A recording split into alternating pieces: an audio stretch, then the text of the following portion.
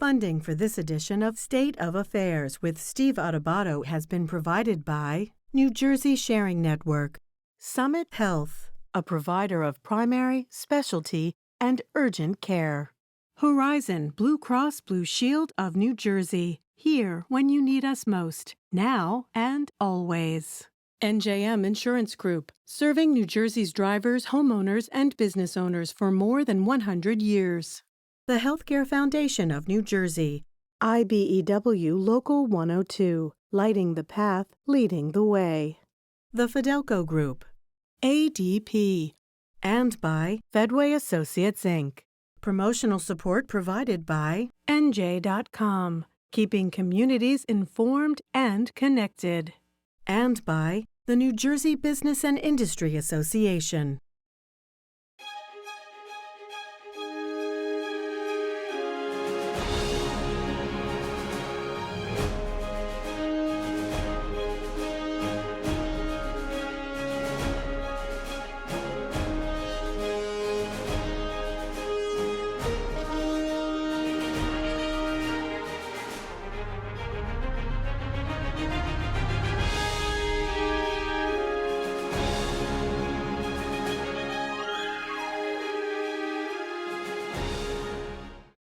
Hi, I'm Steve Adubato. Another compelling policy-driven discussion. We kick off this program with Greg Lalavee, who is a business manager for the International Union of Operating Engineers, Local 825. Greg, good to see you, my friend. Thanks for having me back, Steve. Good to be here. Well, we're having so many private conversations about leadership and the Gateway Project. Let's bring it public. Right now, the Gateway Project, remind folks what it is and why it's so important, not just for the economy of this region, but the quality of life in the region. Well, for everything that is the economy of this region, to get the tunnels under the Hudson River done is an extremely big deal. The current tunnels are over 100 years old. They were ravaged by Superstorm Sandy, filled with salt water. All the electronics is failing. The structures themselves are in need of major rehab. 200,000 commuters into the city every day. The Northeast Corridor of Amtrak is 30% of the nation's GDP, flows between Boston and Washington. It's a big deal to get that project done for the economics of the region.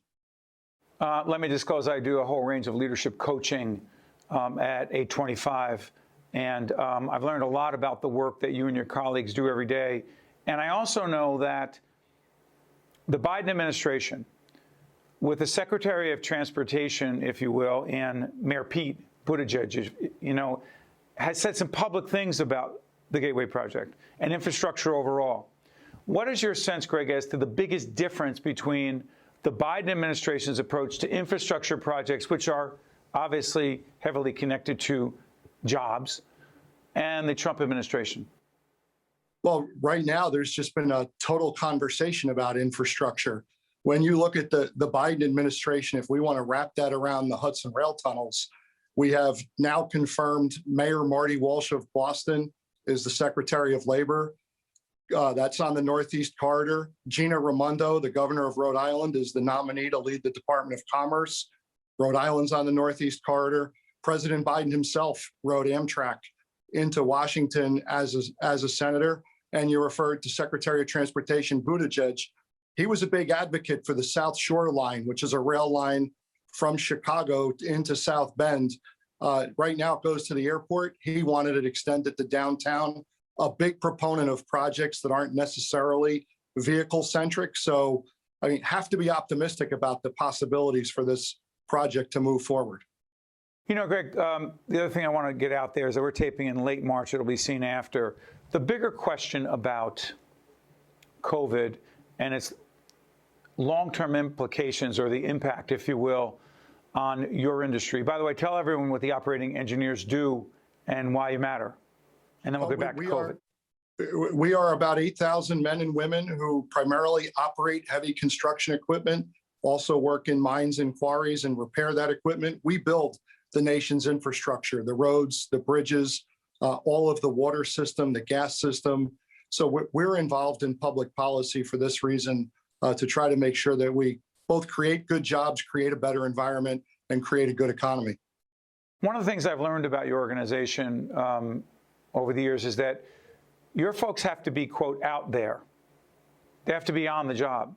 They have to see what's going on, understand what's going on, make adjustments accordingly. COVID, and now we're taping this a year plus into this pandemic. How much can be done virtually and how much must be done out in the field? For us, it has to all be done out in the field. You can't build the building and roll it into place from miles away. You can't build the road virtually. This all gets done in place. So our people have been on the job since the onset of the pandemic.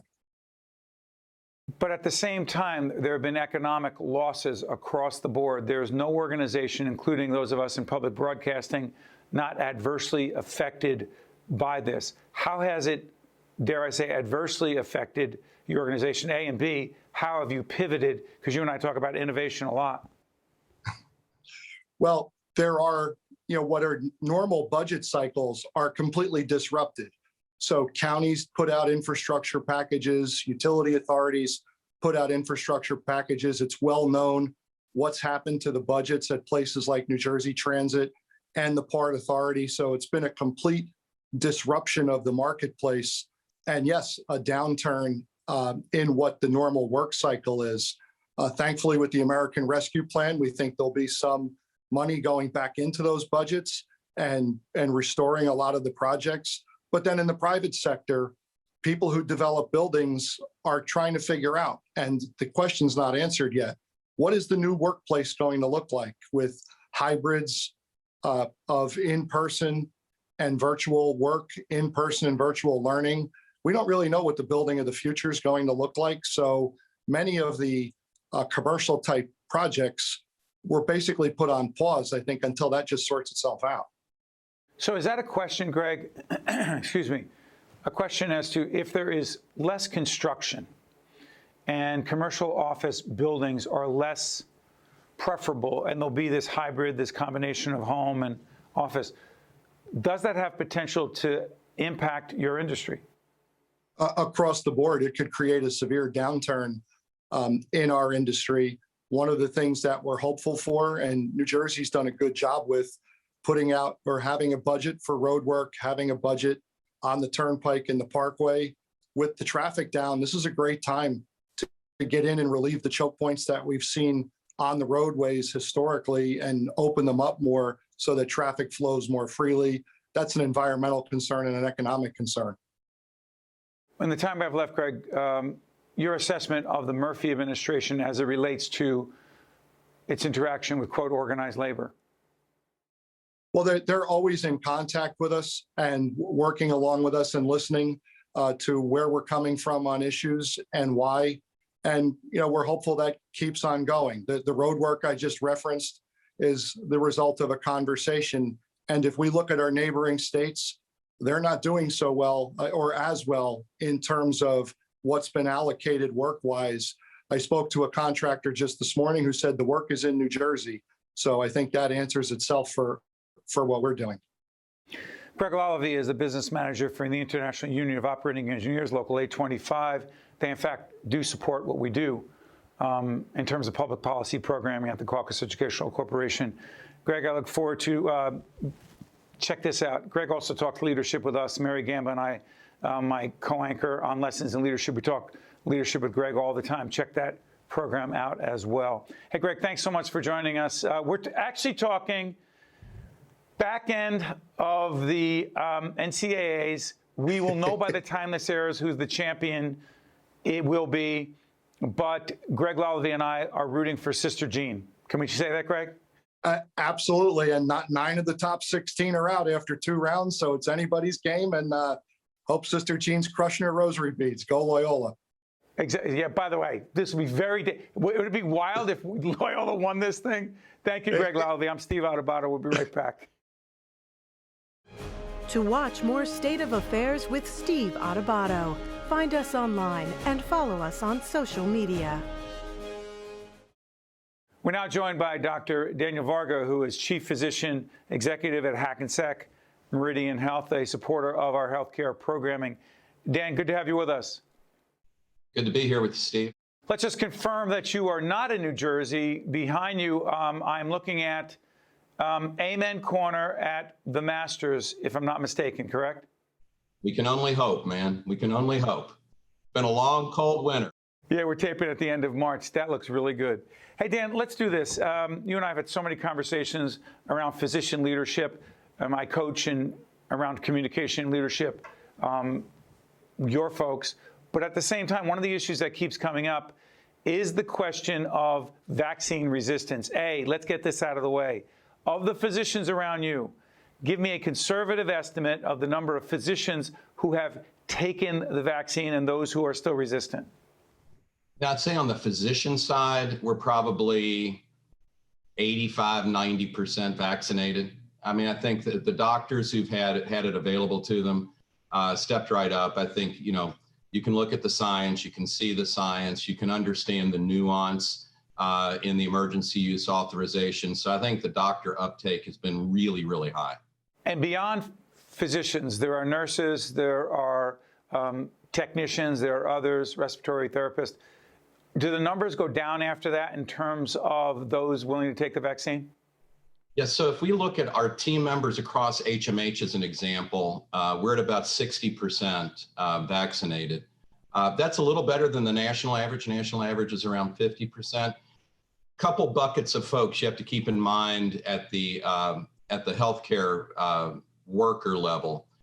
The first is we have a very diverse community of team members, and when you talk about physicians, nurses, physical therapists, pharmacists, environmental services workers, food service workers, patient care techs, they all have a different vaccine literacy, if you will, a different healthcare literacy, even though they're working in the healthcare field. And in some populations, particularly our populations of color, there is a historical resistance to vaccines in general, as you might expect. But at the same time, those are folks who are working in a healthcare environment. They're at risk, so you would like to make sure that those folks are as well protected as possible. And what we have found in this setting, with particularly that group, with disadvantaged groups who have an inherent suspicion of vaccines, is that the way we've been addressing that is one-on-one. I mean, trusted peer, respected team leader, a person of your demographic who is a physician, actually having one-on-one conversation with you. Found that to be far more powerful in terms of trying to overcome the resistance. It's that concept of meeting folks where they are. Let me add something to that. That's been very positive. Thank you, Dan. Sorry for interrupting. Let me add something to that. Go onto our website. Our team will put it up in post-production, steveadubato.org. We did an interview with HMH CEO Bob Garrett together with Harry Carson, old school. Harry Carson, one of the greatest football players of all time, played for the New York Football Giants, all-pro, Super Bowl winner. That interview that I did with Bob Garrett and Harry Carson, who is African-American, who took the vaccine, who talks about the vaccine and its efficacy and its safety, check that interview out. It's one of many conversations, along with other healthcare professionals, that you need to listen to. Dan, let's do this. Some misconceptions that we deal with right now. Can we do that? Yeah, sure. And and actually, it gets it that right out of the gate. It starts with a population in our healthcare workers that we're really concerned about, and that is women of childbearing years and women who are pregnant. Take it on. What's real? What's make believe? Steve, this issue is one issue that is a true clinical decision-making conundrum, and the other that is a situation where we have to overcome a lot of false information. The first issue is for a pregnant woman, because we didn't study the vaccine in its phase 1, 2, and 3 clinical trials in pregnant women. There isn't data on pregnant women right now and how it works, is it safe, et cetera, et cetera, et cetera. What we do know is that women who get COVID-19 while they're pregnant get really, really sick. And all of the major obstetrical organizations, American College of OBGYN, the reproductive endocrinology societies, et cetera, all of them had said, talk to your doctor about weighing the risks and benefits, but understand this, that it seems like the risks of getting COVID while you're sick, while you're pregnant, far outweigh the potential theoretical risks of vaccination. Let me try a couple other misconceptions, Dan. Yeah, then on the other side of the equation, you've got the big issue of will particularly the mRNA vaccines, the Pfizer and the Moderna vaccines affect your fertility? There is no data, none data to support that assertion. And again, many of the professional societies have come out strongly against that, or letting folks know that that is not a worry. And we, again, Steve, to using that kind of peer conversation, we have had our OB/GYN physician workforce out in force talking with folks in the hospital to make sure that they understand, look, I'm a pregnant woman who's an OB/GYN, and I'm going to take the vaccine. Let me try this one. I will disclose that I, in fact, have had the Moderna vaccine, both shots, and feel very fortunate in that regard, and hope and pray that those who want the vaccine get access to the vaccine and get the vaccine as quickly as possible. So, misconceptions. With the variants out there, am I, quote, protected to the same degree, 90+% against those variants as compared to the original, if you will, COVID-19? So I think one of the things we're learning— And I'm not just talking about myself, I'm talking about millions of others in the same situation. Go ahead. Yeah, I mean, I think, so what we're learning, and the data is not complete on this yet, is that what we believe we're seeing is that you will still, even though it's not completely protective, because remember the vaccines, the Pfizer and Moderna vaccines were tested largely against the wild coronavirus, so that we hadn't really seen the emergence of variants at that juncture. And both of them are 95% effective against preventing the acquisition of the virus. Then you saw the J&J vaccine come out. It actually got studied at a time when the variants were starting to come up. And it was more like 65, 70% effective against preventing you getting the virus. But remember, about all three vaccines were almost 100% at preventing death, serious illness, and hospitalization. What we're seeing in the situation we're in right now is that folks who've been vaccinated with the Pfizer and Moderna may well show up with positive tests somewhere down the line. And it may be related to a variant, but we believe there's still very significant protection against the three endpoints we're worried the most about: death, serious illness, and hospitalization. By the way, check out Dan Varga on a regular basis, and NJ Spotlight News, which is on NJ PBS, on WNET, public television stations in our region. He's on a regular basis offering insight and important information. Dr. Varga, thank you so much for joining us. We appreciate it. My pleasure, Steve. Anytime. At the Masters. Be right back after this. To watch more State of Affairs with Steve Adubato, find us online and follow us on social media. We're now joined by Dr. Elizabeth Matto, who is professor and director of the Center for Youth Political Participation at the great Eagleton Institute of Politics at Rutgers University. And I'm not just saying that because they let me out of there with a master's degree a long time ago. Elizabeth, let's do this. I mean, you understand youth participation better than most. Question about January 6th.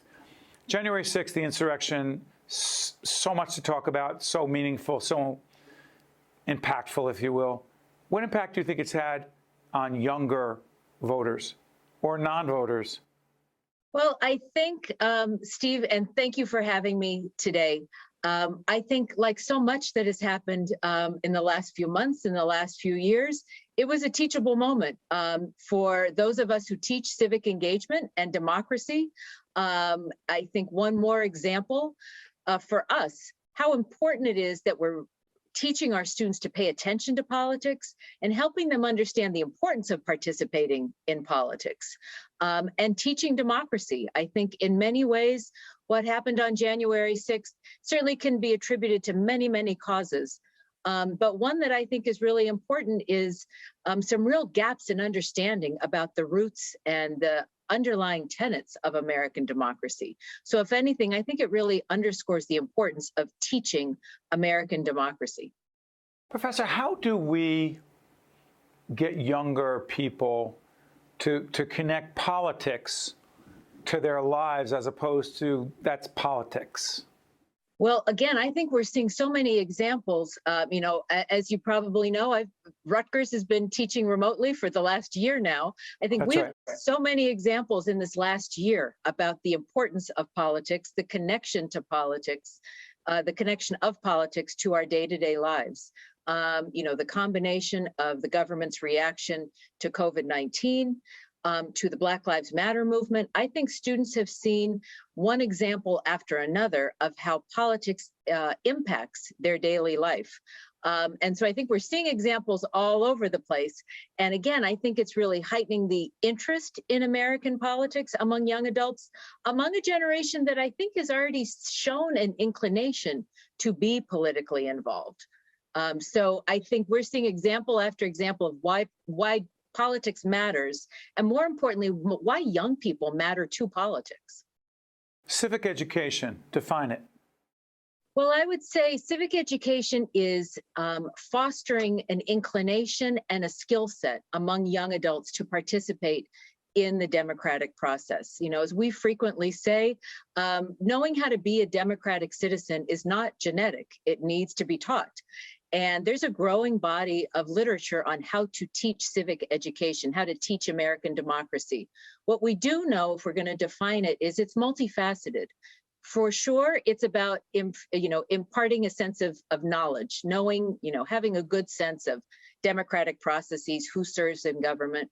But almost more important is having a skill set, knowing how to participate in the political process, having the cognitive skills, the participative skills to be engaged in American democracy, and even more importantly, a democratic mindset, a democratic attitude, a sense that your participation Democratic with matters. A small d. I'm sorry. Absolutely, absolutely. Democratic with a lowercase d. And certainly when it's taught, it should be taught with that mindset, certainly being nonpartisan, but being pro-democracy. And by the way, there's an Are You Voting initiative, an Are You Ready initiative, a whole range of initiatives. Let's make sure we put up the website for people to find out more about those programs. But I need to ask you this. Yes. The political divide, the polarization, listen, you watch that news program, I watch this news program, so my reality is different from your reality. The implications of that level of bifurcation, if you will, and separation, and the enemy of the people. We know who said that. What are the implications, from your perspective, for younger people trying to find sources of information that are credible and are not riding any horse politically or for or against anyone else? I know that's a loaded question, but here in public broadcasting, we don't have, quote, a point of view. Mm-hmm. I think it's incredibly frustrating for students. I think, again, I think we're seeing so many signs that young adults want to be engaged in politics. We've been home. Our students have been teaching. I've been teaching remotely. My students have been learning remotely. They're on their laptops all the time. So they are seeking quality, reputable, reliable information. They want to be following politics, but they recognize that they have to, when digesting the news, that they have to have a healthy grain of salt, take it with a healthy grain of salt. So I think it's frustrating for students. I think millennials and Gen Z in particular are finding the bifurcation, as you mentioned, finding it frustrating, finding it difficult when there are problems that need solved, and yet they're being slowed down and mired in political polarization. So I think, again, as an educator, my job is not only to try to point students to reputable news organizations or to help them digest, consume news critically. I think even more importantly is our ability to teach students to talk to each other, to engage in political discussion, to do it in an honest way, a candid way, but in a respectful way and a productive way. And the classroom, even the Zoom classroom, is a location to do that kind of teaching and have that kind of political discourse. You know, it's so interesting you talk about that because there's so much discussion about, hey, don't talk to anyone in your family or friends or whatever about politics because you know what could happen. You believe the opposite. Engage each other. Listen to other points of view respectfully, even if you think someone's dead wrong. Absolutely. I recognize that it's very difficult to have political conversations right now. But I also recognize that we have we're in trouble. American democracy is in trouble if we can't engage in discussion. The system was set up in such a way, back to Federalist Paper 10 and 51 and James Madison, the system was set up. The system is set up in such a way that we are going to have disagreements. It was set up in such a way where it was going to be a pluralist society where we were going to have a diversity of views. But the goal was that we were to exchange these views, and out of this exchange would come compromise. Clearly, having political discussion right now is, fraught with anxiety, terribly difficult. But back to my original point is, if we're not taught how to do it, if we're not taught how to do it, how will we ever do it? And we don't have to pick sides, if you will, or demonize those who see the world differently than we do. And that is exactly what Dr. Elizabeth Matto is talking about and promoting. And we're going to have other folks from the Eagleton Institute on to help us put things in perspective, because that's why, when you saw throughout this segment, democracy at a crossroads, that's why we're doing it. Professor, thank you so much for joining us. We appreciate it. Thank you very much for having me. Take care. You got it. I'm Steve Adubato. Thank you so much for watching. We'll see you next time. State of Affairs with Steve Adubato is a production of the Caucus Educational Corporation. Funding has been provided by New Jersey Sharing Network, Summit Health, Horizon Blue Cross Blue Shield of New Jersey, NJM Insurance Group, the Healthcare Foundation of New Jersey, IBEW Local 102, the Fidelco Group, ADP, and by Fedway Associates, Inc. Promotional support provided by NJ.com and by the New Jersey Business and Industry Association. Hi, I'm Joe Roth. In New Jersey, there are nearly 4,000 residents in need of a life-saving organ transplant, and one person dies every 3 days waiting for this gift of life. One organ and tissue donor can save 8 lives and enhance the lives of over 75 people. You have the power to make a difference and give hope. For information or to become an organ and tissue donor, visit www.njsharingnetwork.org and be sure to talk with your family and friends about this life-saving decision.